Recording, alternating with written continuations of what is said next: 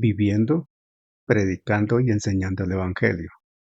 En desarrollo de la misión de Dios, Ministerio Verdad y Fe presenta la siguiente enseñanza con la presencia viva y eficaz del Espíritu Santo. Que la gracia esté en su vida y deje una semilla viva en su corazón. Bajo el título Jesucristo trabaja, yo también. Bajo ese título vamos a predicar en esta mañana. Un solo amén. Jesucristo trabaja, yo también. Amén.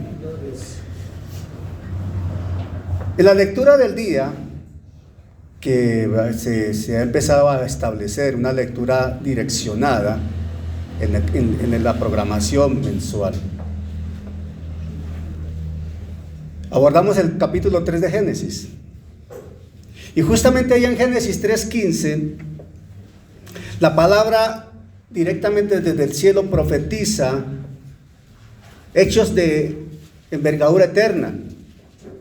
Y la historia de la humanidad, y ante todo el relato bíblico como tal, nos permite ver perfectamente estos hechos y las consecuencias o beneficios para la raza humana.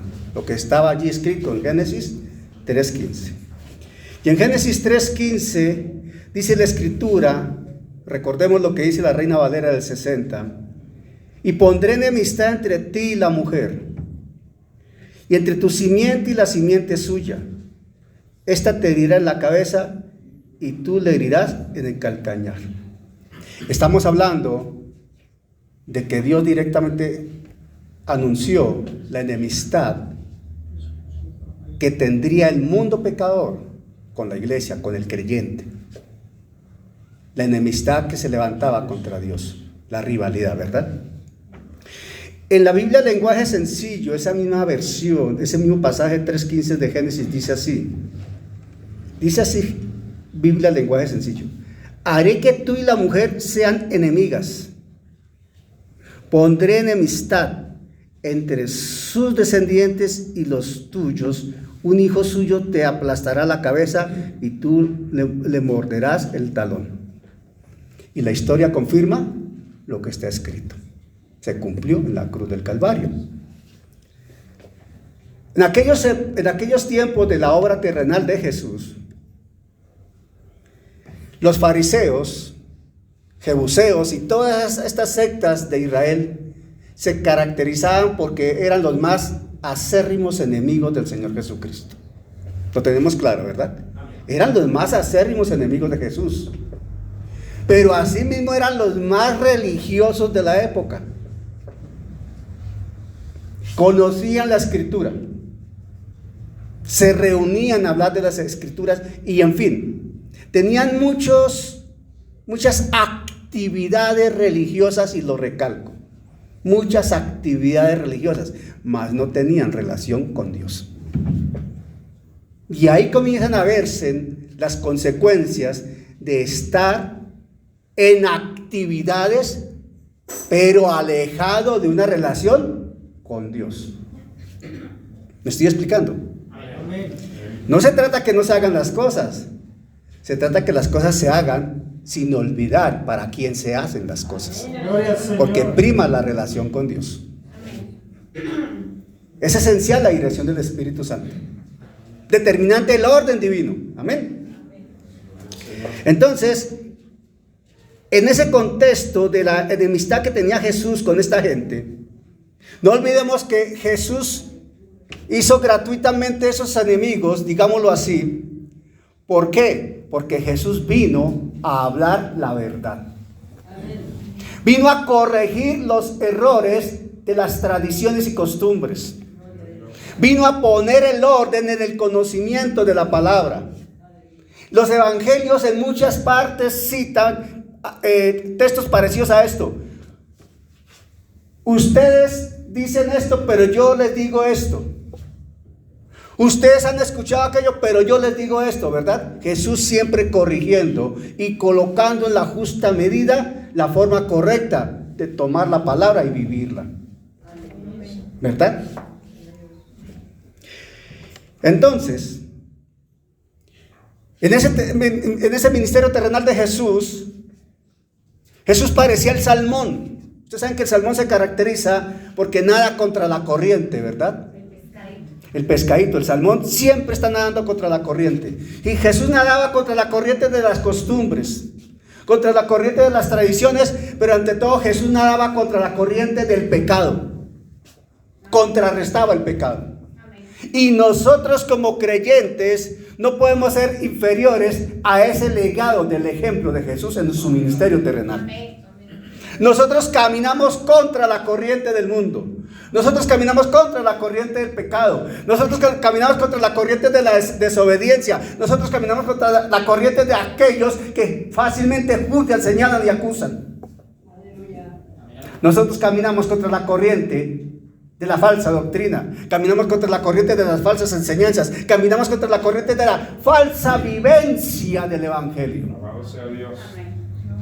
El jueves, en la prédica que hacía acá, en la enseñanza que hacía acá, el Señor nos permitía direccionarnos a hablar de la necesidad, la trascendencia, la importancia del ejemplo, ¿verdad? ¿Quién vino el jueves? ¿Se acuerda que hablamos del ejemplo personal, del testimonio de vida? Y mi esposa me cuenta que justamente ayer sábado, una mujer que ella abordó, empezó ella a compartirle, y la mujer, palabras más, palabras menos, le dijo: no me hable más, yo conozco del evangelio, yo conozco de la palabra. Yo me congregaba en tal iglesia, una iglesia reconocida por su nivel de exigencia en la palabra. Pero ¿sabe qué? Decía más, palabras menos, el testimonio de mi familia, no, son unos diablos y se congregan allá. Y esta mujer está alejada de Dios por el testimonio de su familia, pero conoce de la palabra.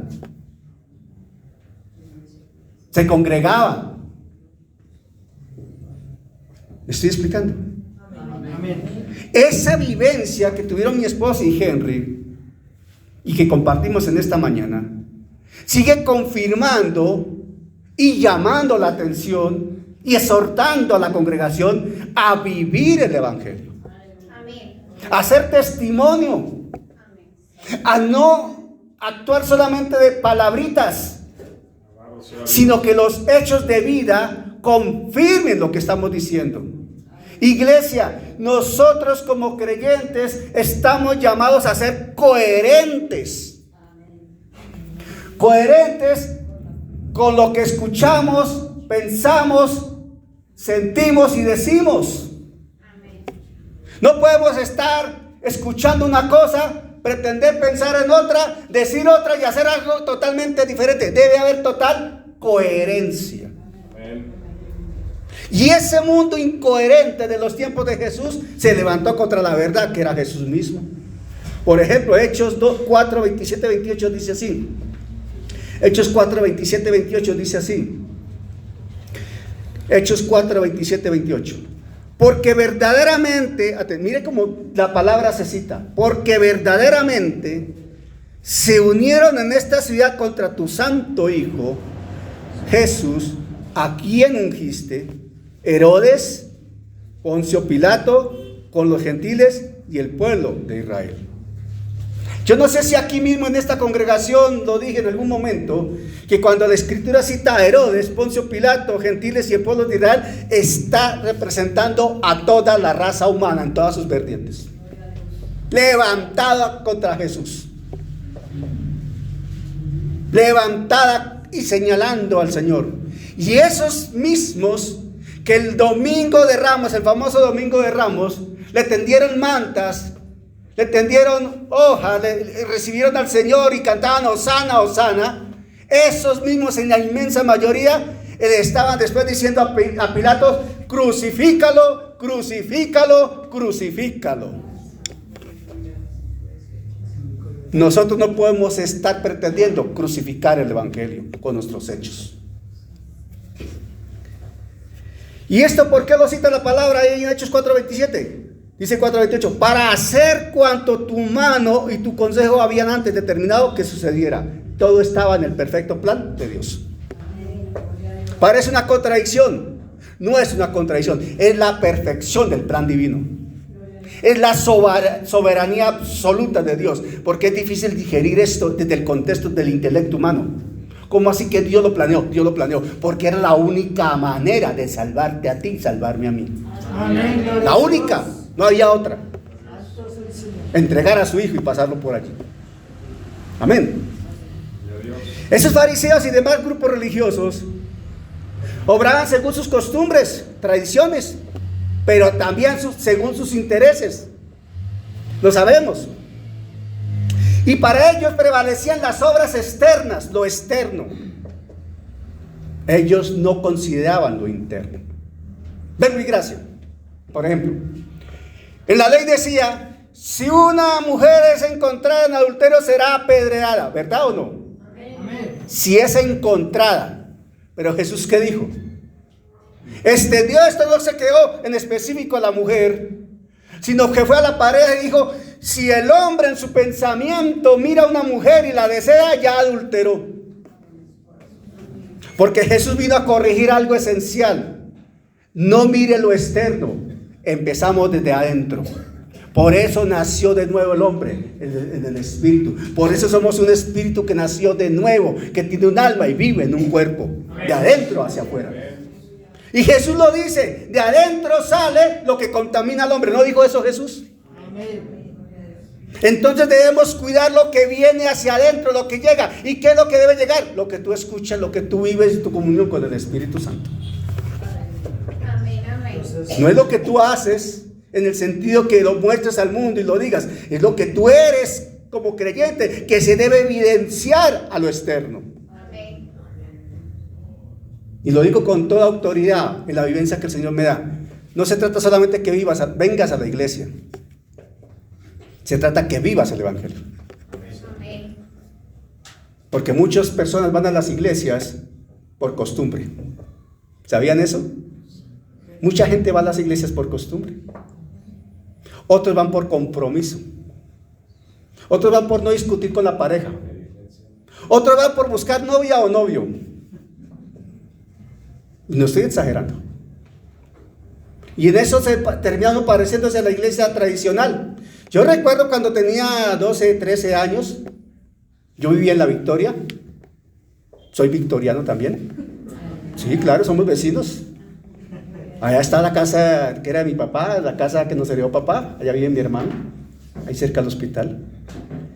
Y yo recuerdo que iba con los de la cuadra y nos íbamos a la iglesia a mirar a las niñas y hacer ojitos a las niñas. Yo fui el único que hice eso. Levanté la mano de los varones que hicieron eso. Uy, solo yo pequé, Señor. Bueno, Señor. Allá hay otro. Gracias, hermano. Gracias, hermano. Gracias. Y vamos a mirar las niñas, a hacer los ojitos a las niñas, o a hablar con los amigos. O no era así. Y a cumplir. A cumplir. Y después llegamos acá. Ya fui a la iglesia, ya cumplí. Externo. Y Jesús no está mirando eso. Lo que hay que entender, iglesia, es que nosotros siempre seremos testigos y protagonistas de lo que la Escritura dice. Amén. Testigos y protagonistas, porque como testigos vemos el poder de Dios y como protagonistas vivimos el Evangelio. Amén. ¿Amén o no amén? Como dice Silvestre. ¿Amén o no amén? Ahora bien, vamos a lo que hoy nos interesa fundamentalmente. Juan 5, 14 al 18. Vamos al Evangelio de Juan y nos ponemos en pie, por favor. Evangelio de Juan. Tal vez este mensaje va a tomar 2 domingos. Factible. Me estoy sospechando. Yo predico un poquito largo y es bueno que ustedes tal vez han dado cuenta. Yo predico sobre 1 hora, 1 hora y cuarto más o menos. Y a veces los mensajes quedan para 2 segmentos. Juan 5. Con mi esposa tenemos diferentes maneras muy opuestas de predicar, definitivamente. Adelante, vecina, bien pueda, siga por favor. Que la gracia del Señor también te acompaña, mujer. Adelante, te esperamos acá. Adiós. Están en la puerta mirando hacia adentro, pues hay que invitar a que siga. Entonces dice Juan 5, 14 al 18. Pongámonos en pie, por favor. Juan 5, 14 al 18. Después le halló Jesús en el templo y le dijo, ¿estamos ahí? Amén. Después le halló Jesús en el templo y le dijo, mira, has sido sanado. Ve y sigue jugando con tus amigos, sigue trabajando tranquilo, sigue haciendo lo que te parezca, que ya yo te sané, ya tranquilo, no te preocupes por más. Ve y sigue haciendo lo que te parezca. No dice eso, ¿verdad? Dice, mira, has sido sanado.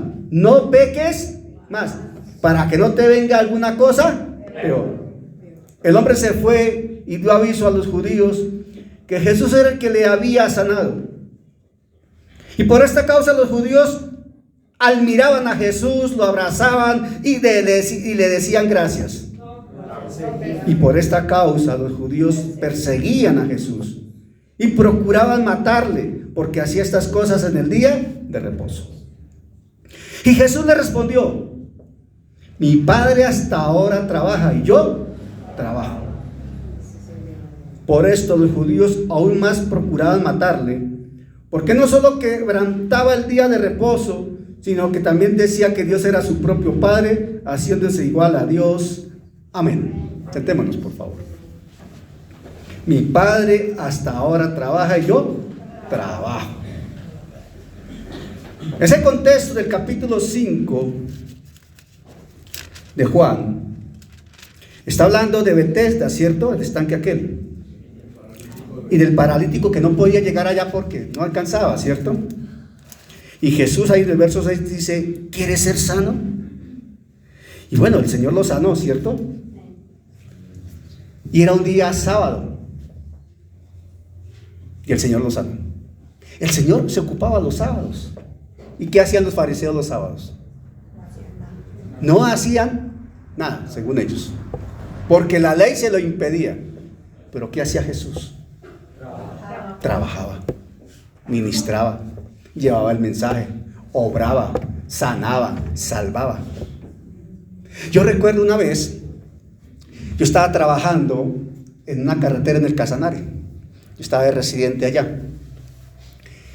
Y yo era nuevito en la profesión. Y bueno, llegué allá al Casanare y estaba contratando a un agente local para algunas cosas de la vía y todas esas cosas. Había maquinaria, gente, en fin, pero contraté a unas personas locales. Pero uno de ellos me dijo algo como esto. Me dijo, ingeniero. A mí me decían ingeniero, yo no soy ingeniero, yo soy topógrafo, pero me decían ingeniero. Ingeniero, quiero pedirle un favor. Yo quiero trabajar. Sí, claro. Pero es que los sábados no puedo. Perdón. Los sábados no puedo. Si me recibe así, bien, pero es que los sábados no puedo.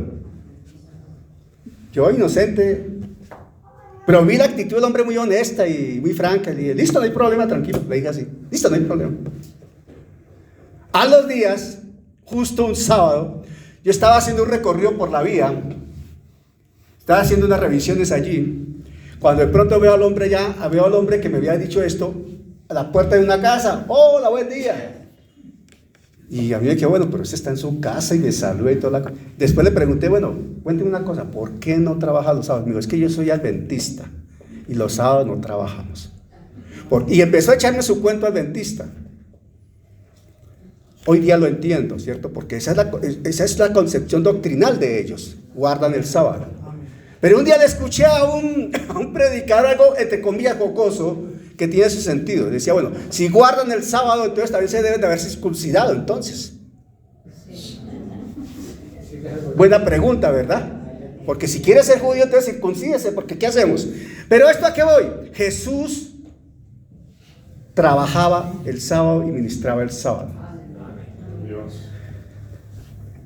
Y hay que entender, mis hermanos, que tal fue el trabajo de Jesús, tal fue la intensidad del ministerio terrenal de Jesús, que humanamente visto, créame que humanamente analizado, desde un contexto de una persona que se ponga a analizar el trabajo de una persona normal, esos 3 años que duró Jesús ministrando y trabajando, ese hombre trabajaba más que cualquier cantidad de personas. Humanamente visto, me estoy explicando para tratar de dimensionar esto. Tal es la dimensión de lo que Jesús hizo, el ritmo de trabajo que llevaba y al ritmo que llevaba a sus discípulos, que Juan escribe en Juan 21:15 lo siguiente. Juan 21:15 dice lo siguiente, Juan. Y hay también otras muchas cosas que hizo Jesús, las cuales si se escribieran una por una, pienso que ni aún en el mundo cabrían los libros que se habrían de escribir. Amén. Escribe Juan. Es una hipérbole, es un comparativo, pero lo que está transmitiendo es: Jesús trabajaba y trabajaba mucho. Pero Jesús trabajaba y trabajaba mucho porque Él vivía a plenitud el Evangelio. Amén.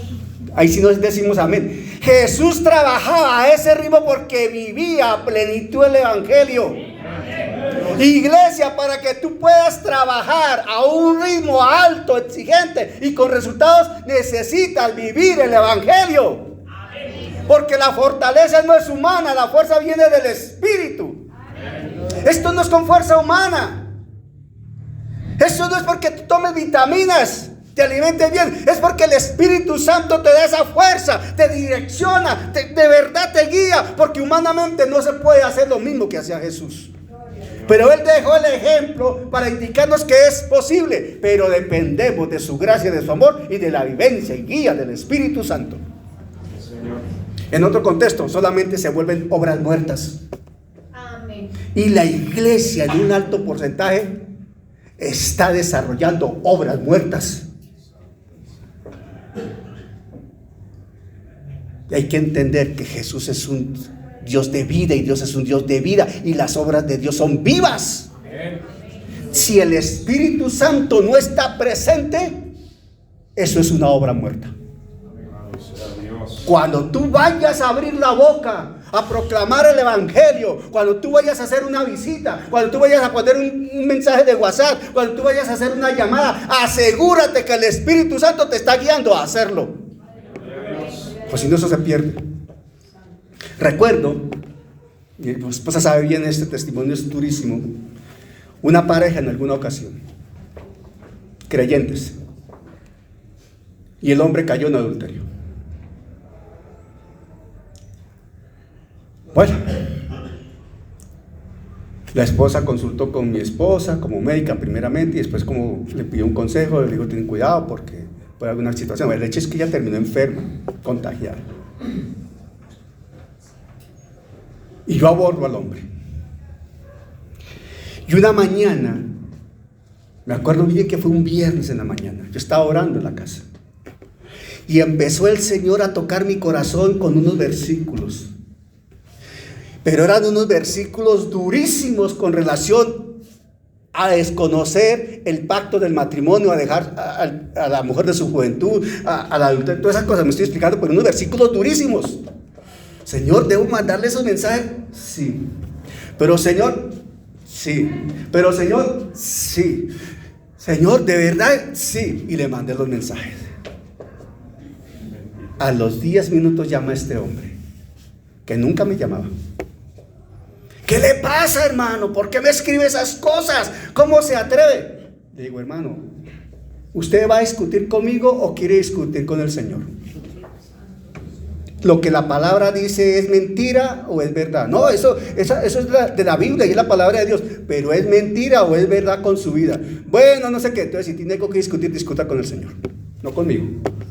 Y efectivamente, la situación fue dura porque la esposa estuvo allí involucrada. Después nos llamaron que por qué le decíamos eso. El hecho es que después de un tiempo, esta pareja se restauró. Y hoy día le sirven al Señor. Pero había que mandar el mensaje. ¿Me estoy explicando?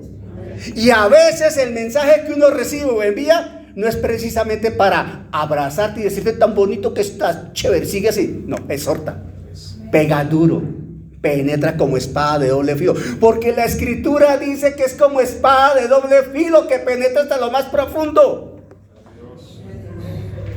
Y te exhorta. Y te expone ante el espejo de la verdad. Te hace parar en la balanza de la justicia. Te coloca la plomada de la integridad. Y tú te das cuenta que estás más con Dios. Y cuando la palabra es enviada de cualquier medio y te exhorta, te incomoda, definitivamente arrepiéntete y vuelve a tu mirada al Señor. Corrige tu vida y deja que el Espíritu Santo te guíe. El Señor no habla por perder el tiempo. Dios no manda su palabra para perder el tiempo. Cuando el Señor te coloque como atalaya a hablar, asegúrate que el Espíritu Santo te está guiando. Y si Dios te está mandando, obedécelo. Porque después, ¿cómo le vas a salir al Señor? Amén, amén. Como aquel joven que llega donde su pastor y le dice, desencajado, llorando, quebrantado, terrible, una situación terrible: pastor, atiéndame. Venga, hermano, ¿qué pasó? Pastor, estoy muy mal, ayúdeme, ore por mí, le fallé al Señor, yo no sé, estoy mal. ¿Qué pasó, hermano? Y le cuenta el joven. Imagínese, pastor, es un muchacho joven, estudiante de universidad. Pastor, imagínese, ¿sabe que yo estudio en tal parte? Sí, hermano, yo sé que en estos días el Señor me colocó en clase, un compañero que yo veía ahí, y el Señor me colocó que le hablara a ese compañero después. Háblale a ese compañero después. Y yo no le hablé, y esta mañana lo atropelló un carro y lo mataron. Pastor, ¿qué hago?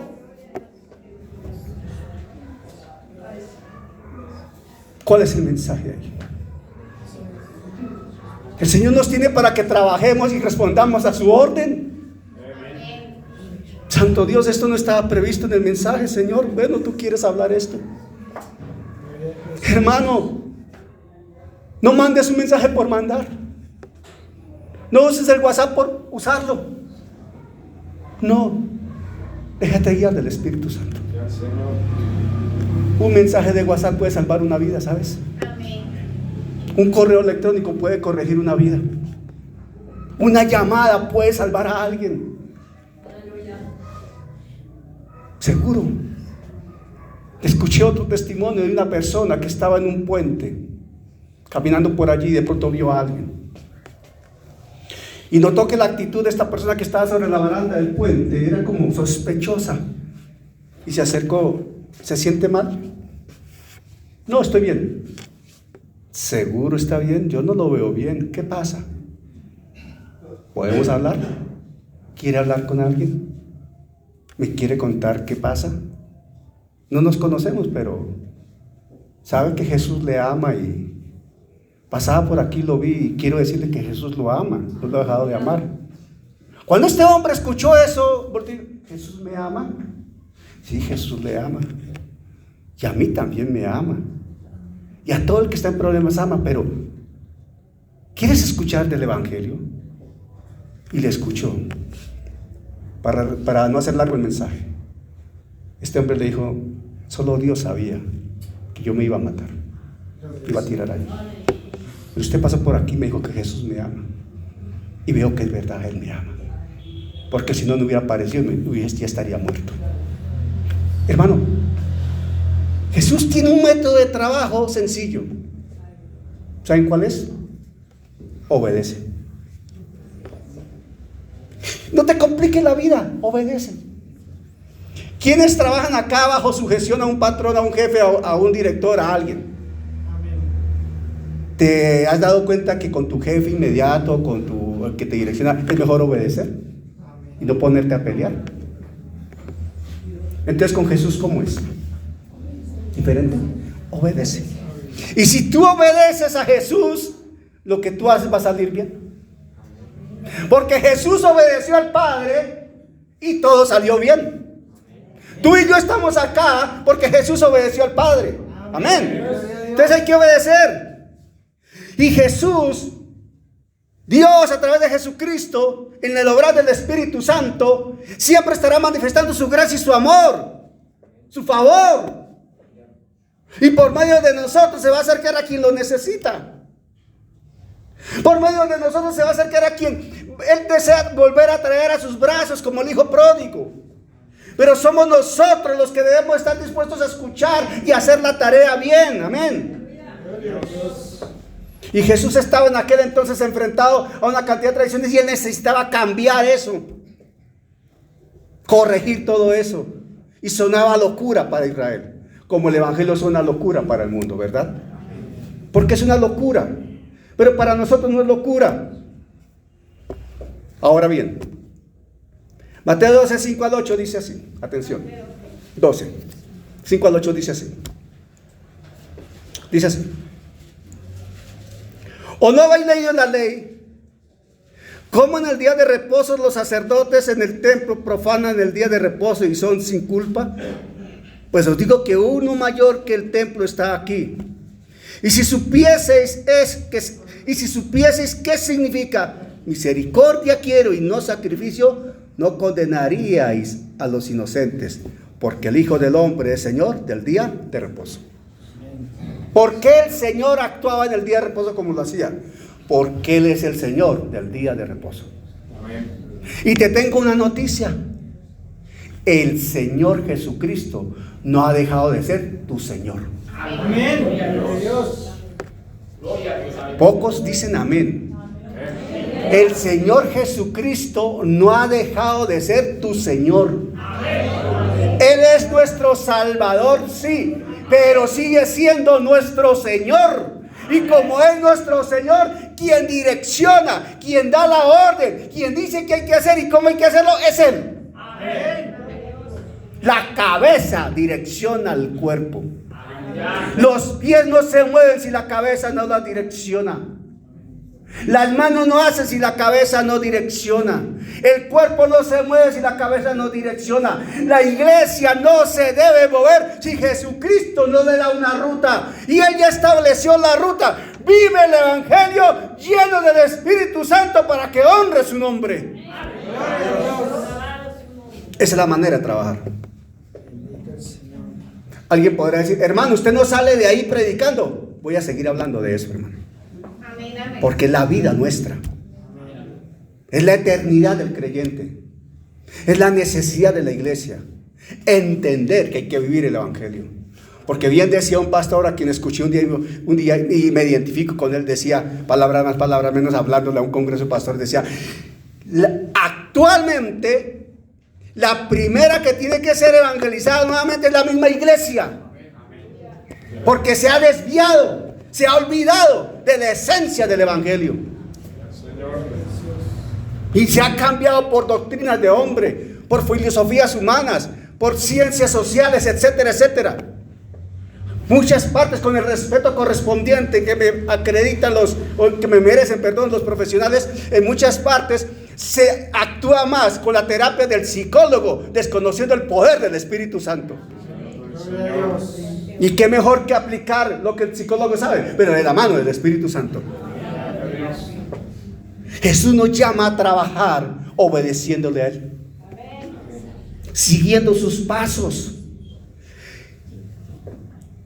¿Por qué el Señor es tan celoso en el día de reposo de seguir haciendo la obra y contrarrestar lo que los fariseos hacían? Porque los fariseos no tenían problema en señalar, acusar y condenar a quien hacía algo. Y en este caso, aquel paralítico, aquella persona, aquel hombre que fue sanado por Jesús, ellos lo estaban condenando. Juan 5:10 dice, Juan 5:10, entonces los judíos dijeron a aquel que había sido sanado: es día de reposo, no te es lícito llevar tu lecho. Porque era el día de reposo. Y Jesús estaba trabajando el día sábado contra toda regla humana, contra toda costumbre religiosa, contra toda tradición cultural israelí, hebrea. Porque Él venía a enseñar el evangelio, a hablar de la gracia, a manifestar el amor de Dios, a cambiar esas costumbres con el nacer de nuevo. Era necesario nacer de nuevo, como le dijo a Nicodemo. Y Jesús, en ese derrotero, en sus días ministeriales, vive un momento especial. Mateo 12, 9 al 13. Mateo 12, 9 al 13. Dice allí en Mateo 12, 9 al 13 lo siguiente. Atención. Aleluya. Dios es bueno, hermano. Amén, gloria al Señor. Todo el tiempo Dios es bueno. Y ¿saben una cosa? ¿Quién estrenó hoy algo? Todos deberíamos levantar la mano. Hoy estrenamos misericordia. ¿No dicen que son nuevas cada día? Hoy estrenamos misericordia, mi hermano. El Señor algo nos dio y estrenamos misericordia. A mí me permitió sacar el Everfit. Lo tenía guardado. Hoy el Señor siempre dice en la Escritura que Él nos regala, hay nuevas misericordias cada día. Amén. Gloria. Algo nuevo siempre nos da el Señor, amén. Es que a veces cuando uno habla de estrenar piensa en algo material, pero no, en lo espiritual siempre hay algo nuevo que envía el Señor, amén. Aleluya. Entonces dice Mateo 12, del 9 al 13, dice la Escritura, en estos términos leemos en el nombre del Padre, del Hijo y del Espíritu Santo. Mateo 12, 9 al 13. Pasando de allí vino a la sinagoga de ellos. ¿De quiénes? De los fariseos. La sinagoga, entiéndase, la iglesia de ellos, ¿cierto? Donde se reunían. Y estamos hablando de un día sábado, ellos se reunían los sábados. Y aquí había allí uno que tenía una mano, que tenía seca una mano. Y preguntaron a Jesús para poder acusarle. Ojo, le tendían la trampa a Jesús, ¿cierto? Y le preguntaron a Jesús para poder acusarle: ¿es lícito sanar en el día de reposo? Ojo, atención, la palabra lícito aquí es clara la intencionalidad de la pregunta. Es una pregunta cauciosa, una pregunta con perversidad, porque la palabra lícito está hablando de hacer algo contra la ley, ¿cierto? De atentar contra la ley. ¿Por qué no le preguntaron: ¿será de bendición sanar a alguien hoy? ¿Será de Dios sanar a alguien hoy? Sería diferente, sería espiritual, pero aquí está hablando de leyes, de normas. Es como decir: ¿será lícito robar hoy? ¿Me estoy haciendo entender? Entonces dicen: ¿es lícito sanar en el día de reposo? Él les dijo: ojo con lo que le dice el Señor. Y pregunta: ¿qué hombre habrá de vosotros que tenga una oveja, y si ésta cayera en un hoyo en el día de reposo, no le eche mano y la levante? El Señor les dio justo donde era, le puso el punto a la I. Un pueblo que por lo regular todos tenían una oveja, por lo menos una. La oveja era un animal de mucho valor para el hebreo, muy necesaria, y tenían ovejas. Y sabían lo que implicaba dejar a una oveja si caía por allá en un hueco. Se moría la oveja, perdían dinero, perdían sustento, ¿verdad? Y Jesús les está hablando a ellos porque ellos iban y socorrían a la oveja, así fuera el día de reposo, ¿verdad? Y les pone el dedo en la llaga. Si ustedes tienen una oveja y se les cae y se le cae la oveja en ese hueco, seguro que van y la sacan en el día de reposo, ¿o no? Entonces dice, pues el Señor lo da por hecho porque lo hacían. Es lo que aquí la palabra está transmitiendo, lo hacían. Y dice entonces, pues, ¿cuánto más vale un hombre que una oveja? Por consiguiente es lícito hacer el bien en los días de reposo. Miren el argumento que el Señor está presentando. Es un argumento que no puede ser rebatido, porque ese contexto humano, esa intencionalidad jurídica de infringir la ley y las consecuencias que le estaban planteando los fariseos, el Señor la voltea con su sabiduría perfecta y les plantea el ejemplo de ellos, de su hipocresía y mentira. Les está diciendo: ustedes lo hacen con una oveja. Entonces un hombre no se debe salvar, no se debe sanar, un hombre que es más importante que una oveja. Entonces es lícito, les dice.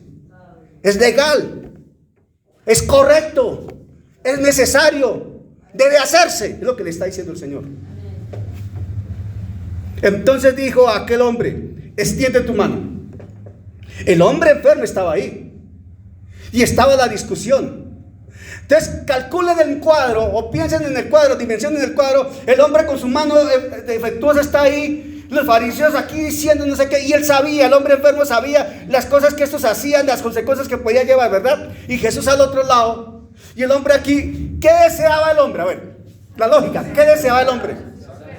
Pues ser sano, porque ya había visto a Jesús hacer otros milagros. Conocía del poder de Dios. Los fariseos lo habían visto hacer milagros, y este hombre estaba ahí en la controversia, y tal vez rogándole a Dios: Señor, yo quiero ser sano, yo quiero que no, Señor, ¿sí? ¿Me estoy explicando?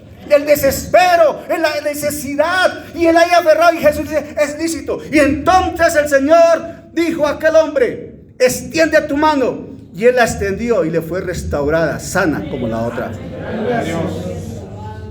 Pero los fariseos no se quedaban con su odio, no podían superar ese rechazo, y salidos los fariseos tuvieron consejo contra Jesús para destruirle. Los había hecho quedar mal. Pero es que la autoridad de Jesús era clara, y los fariseos tenían un serio problema. Ellos sabían que Jesús era enviado del cielo, lo reconocían, pero no querían aceptarlo. No querían perder su autoridad impuesta por la manipulación de la fe y la necesidad de la gente. Amén. De acá vemos que aquella gente, porque no solamente estaba el fariseo, el enfermo y Señor, había mucha gente escuchando. ¿Qué observaba la gente? ¿Cómo escuchaba la gente? ¿Qué recibía la gente? La gente quedaba atónita, sorprendida.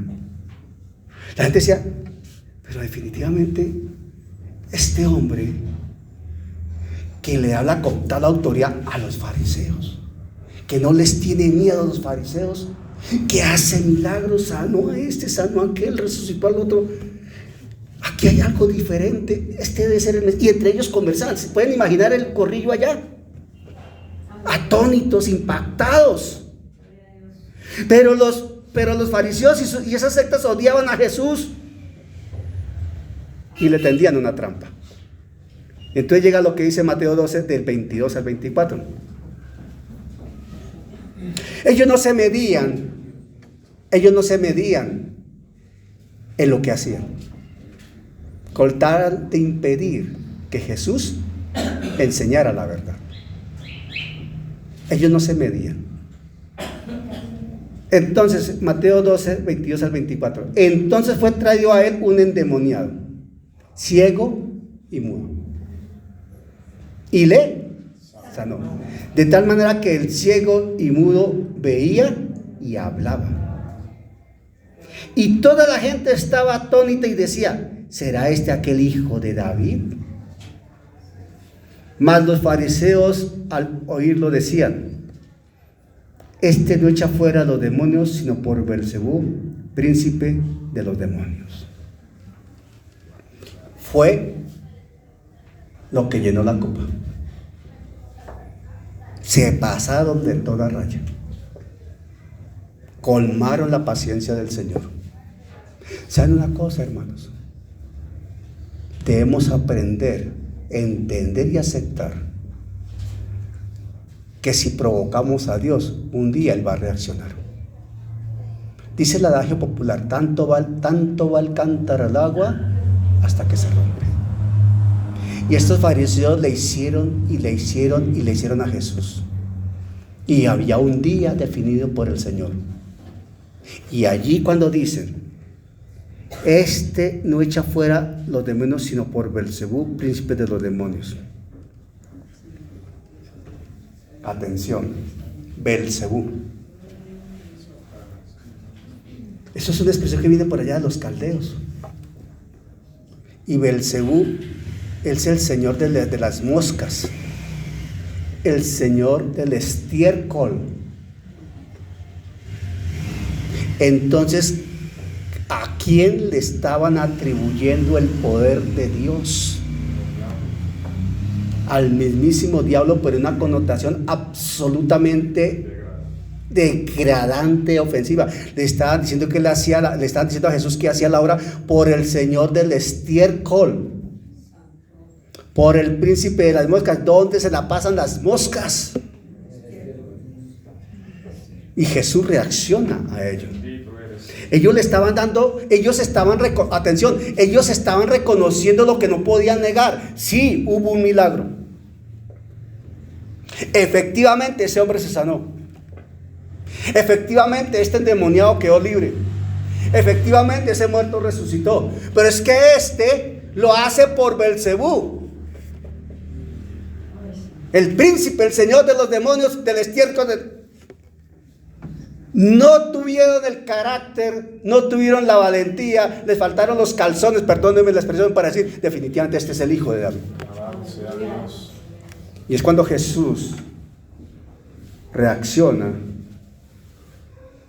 y emite aquel mensaje clarísimo de la blasfemia contra el Espíritu Santo. Y el Señor dice que ningún pecado será perdonado. Todo pecado es perdonado, pero solamente no se perdona el que blasfema al Espíritu Santo. ¿Por qué Jesús, en ese momento de ese debate, de esa discusión con los fariseos, les dice eso? ¿Quién representa al poder de Dios? ¿Quién opera respaldando el poder de Dios? ¿Quién es el que desarrolla las obras de Dios? El Espíritu Santo. ¿Quién es el que revela a Jesucristo mismo? Contesten ustedes. ¿Quién revela a Jesucristo? ¿Quién revela la palabra? ¿Quién convence de pecado, de justicia y de juicio? ¿Quién conoce lo más profundo de Dios? ¿Quién conoce los secretos del hombre? ¿Quién habita en el hombre creyente, nacido de nuevo? ¿Quién guía a la iglesia? ¿Quién entrega los dones?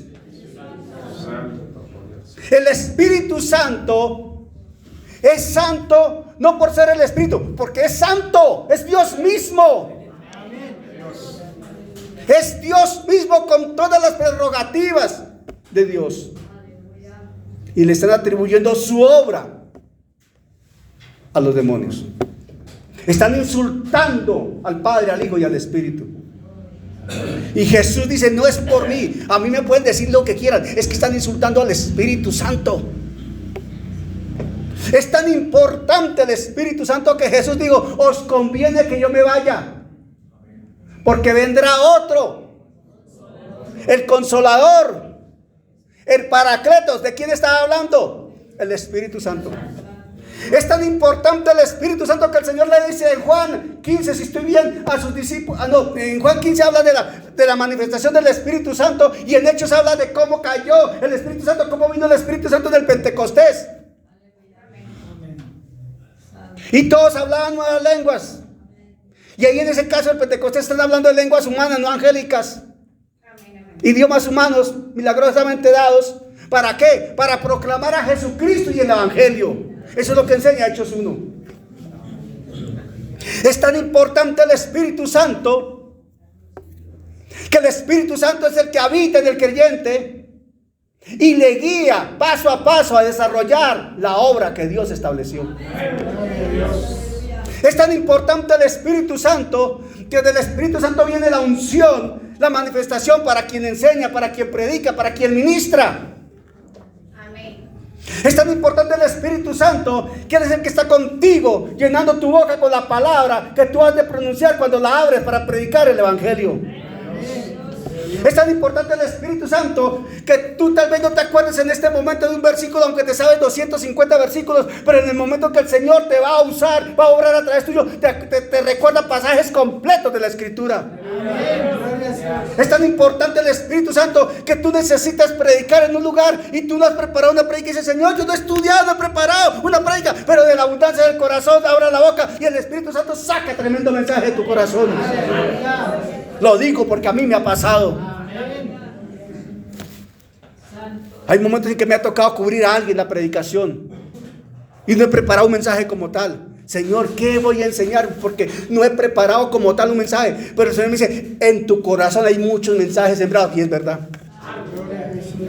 Entre comillas les comento, a mí me ha pasado muchas veces.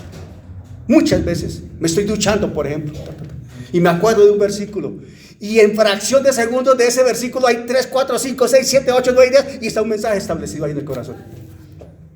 Voy conduciendo y de pronto estoy escuchando a alguien y el versículo es como si me presentaran la película, me pasaran la grabación y queda ahí. Y cuando menos pienso, sale el mensaje.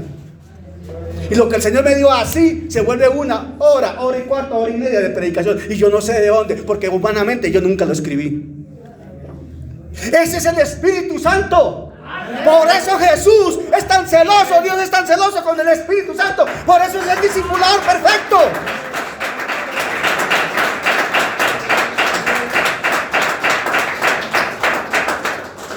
Hemos entendido, iglesia, que Jesús no hubiese podido desarrollar su ministerio terrenal sin la presencia del Espíritu Santo. ¿Hemos entendido eso? Hemos entendido que Jesús no hubiese podido ir a la cruz sin la presencia y acompañamiento del Espíritu Santo. Por eso Él reaccionó como reaccionó ante esta gente. Por eso Él es tan celoso y dice que todo pecado se perdona, menos la blasfemia contra el Espíritu Santo. Y es que blasfemar contra el Espíritu Santo es desconocer las virtudes del Espíritu Santo y su obra. Pero atención, aclaración y enseñanza. Quien ha nacido de nuevo, y recalco y lo vuelvo a entonar más fuerte, quien ha nacido de nuevo no puede blasfemar contra el Espíritu Santo. Quien nace de nuevo no puede blasfemar contra el Espíritu Santo. Porque le es imposible, porque nació de nuevo y está en Cristo. Y Cristo no va a negar su misma naturaleza, ni va a insultar su propia naturaleza, nunca. Pero blasfema contra el Espíritu Santo quien conoce del Evangelio, aunque no haya nacido de nuevo. Y eso le pasa a muchos. Los fariseos sabían de la palabra. Los fariseos habían visto a Jesús obrar. Los fariseos habían visto a Jesús levantar muertos. Pero los fariseos no habían nacido de nuevo, eran religiosos, costumbristas, tradicionalistas, celosos. Y por eso ofendieron a Jesús de esa manera. Es que mire, la palabra dice en Romanos, en 1 Corintios 12, lo siguiente. 1 Corintios 12, 1, 3, con esto voy terminando. Porque hoy hay Santa Cena, ¿amén? ¿Amén? Ya mi esposa me dice que me apure, ya casi, mamita, tranquila. No, verdad, ya vamos a terminando porque hay Santa Cena. 1 Corintios 12, 1, 3 dice así. 1 Corintios 12, 1, 3. No quiero, hermanos, que ignoréis acerca de los dones espirituales. Sabéis, atención, sigan con cuidado aquí. Sabéis que cuando erais gentiles, se os extraviaba llevándoos como se os llevaba a los ídolos mudos. Cuando erais, ¿qué? Gentiles. Eso quiere decir, no habías nacido de nuevo, ¿verdad? Por tanto, ojo, por tanto, 12:3, por tanto, os hago saber que nadie que hable por el Espíritu de Dios llama anatema a Jesús, o sea, maldito, ¿verdad? Llama anatema a Jesús. Y nadie puede llamar a Jesús Señor, sino por el Espíritu Santo. Amén. Y habla de Señor en el contexto del respeto a Él, porque mucha gente puede hablar de el Señor Jesús, pero son palabras humanas. No estamos hablando de hablar de Señor en el contexto del Señor, de Dios, del soberano, a quien me dedico, a quien respeto, a quien sigo, a quien amo. Sí, sí es entendible esa parte, ¿verdad? Amén. Exacto. Y de ahí viene, mi hermano, que el que nace de nuevo no puede blasfemar.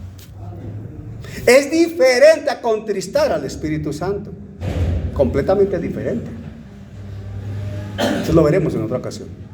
Pero tranquilo, si tú has desobedecido en algún momento, no estás blasfemando. Tú te arrepientes y estás bien con el Señor. Si tú has nacido de nuevo, no vas a poder blasfemar, porque no vas a poder pronunciar una vulgaridad, un desconocimiento. Pedro intentó insultar, ¿y qué pasó? No pudo. La Escritura dice de Pedro que a él le decían: tú eres de ellos, pues tu hablar te condena, te declara, te relata, te deja en evidencia. O sea, no puede ocultar lo que es. Y el que es nacido de nuevo no puede ocultar que nació de nuevo, porque el mismo Espíritu Santo está en él. El que nació de nuevo, templo del Espíritu Santo es. Entonces el Espíritu Santo, ¿cómo se va a maldecir él mismo? Un principio básico de lógica espiritual. ¿Me estoy explicando? Y el Señor está trabajando como Señor del día de reposo. Y el Señor está obrando como Señor que es. Y el Señor le está mostrando a su iglesia por dónde debe direccionar sus pasos. ¿Qué nos queda a nosotros? Si el Señor trabajó en el día de reposo, nosotros estamos llamados a trabajar también sin reposo. Amén. Pongámonos en pie, por favor. Llamo a mi esposa para que oremos, cerrando este mensaje. Porque hay un mensaje que debe quedar en el corazón, bajo la gracia y el amor de Dios. Aleluya.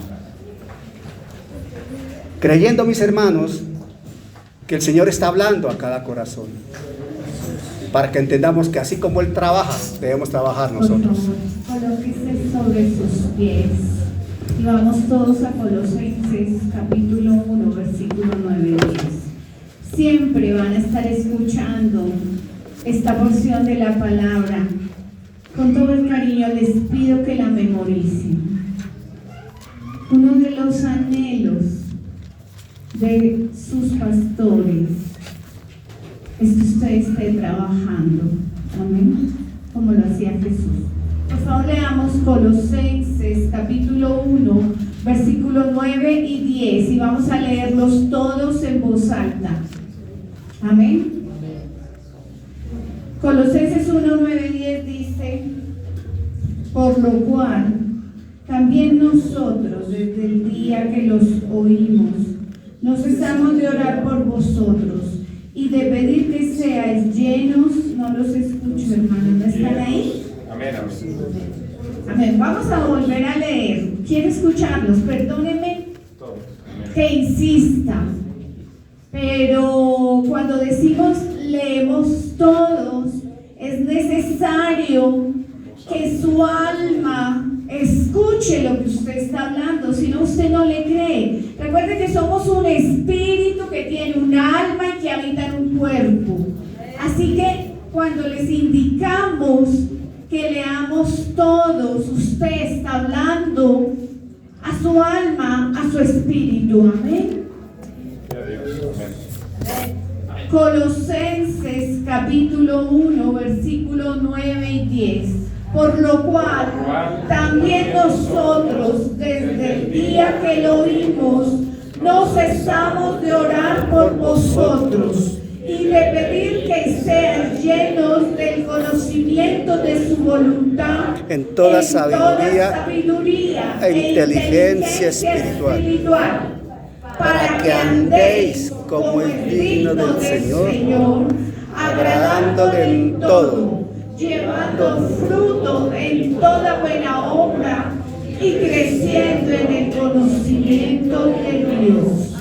¿Cuál es el anhelo de sus pastores, de la Junta Nacional, para que andéis como es digno del Señor, agradándole en todo, llevando fruto en toda buena obra y creciendo en el conocimiento de Dios?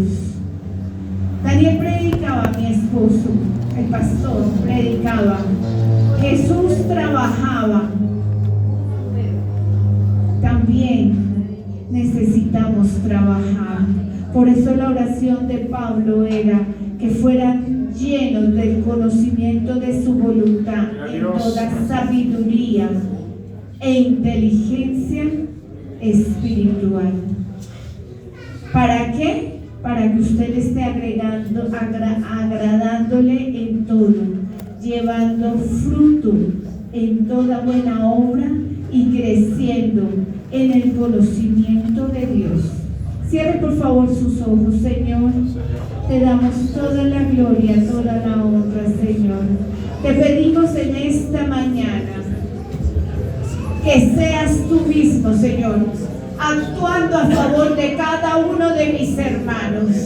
Señor, te pedimos que seas tú quitando vendas, destapando oídos, transformando corazones, Señor. Señor, derriba toda mentira que el enemigo ha querido colocar en cada vida, sobre cada ministerio, Señor. Te pedimos en este preciso momento que seas tú actuando a favor de cada uno de ellos, de mi vida, de la vida de mi esposo, de mi hijo. Señor, derriba toda mentira, todo engaño de Satanás. Satanás, no puedes tocarlo, no te pertenece. Te damos a ti, Padre Santo, Padre de las luces, Señor Jesucristo, Espíritu Santo, para que entres, ocupes el lugar que te corresponde. Queremos ser esos testigos, esos ejemplos. Queremos ser esa luz. Queremos agradarte en todo, llevando fruto en toda buena obra y creciendo en el conocimiento de Dios. Señor, yo creo tu palabra y sé que ella nunca vuelve vacía y cumple el propósito por el cual ha sido enviada. Yo te doy gracias, Señor, y te pido una unción fresca sobre esta tu casa, sobre cada una de las personas que nos congregamos en este lugar. Una unción fresca, remecida desde el más pequeño hasta el más mayor. Muévete como a ti te plazca, Espíritu Santo. Pero te damos gracias, Señor. Gracias, Espíritu. Muévete como a ti te agrada. Gracias, Padre, gracias, Hijo, y gracias, Espíritu Santo. Amén.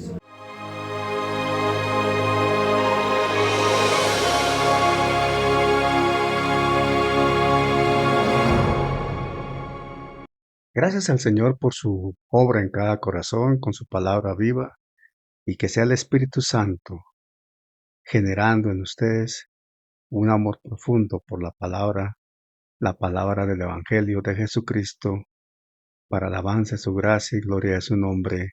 Amén.